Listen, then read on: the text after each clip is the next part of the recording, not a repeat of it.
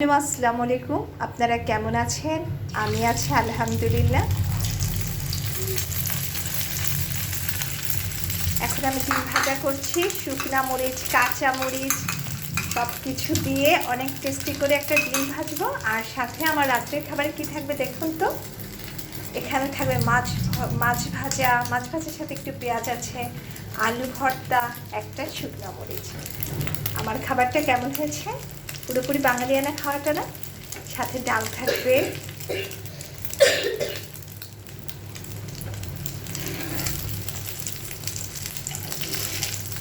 এমন খাবার কিন্তু অনেক টেস্ট লাগে।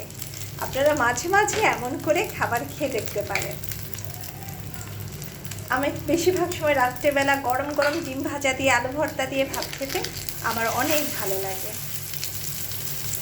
আর আমার ডিম ভাজাটা খুব সুন্দর হয়েছে, দেখতে খুব ভালো লাগছে। গরম গরম ডিম ভাজা দিয়ে ভাত খেতে কিন্তু অনেক ভালো লাগে। আর সাথে যদি থাকে এমন টেস্টি আলু ভর্তা,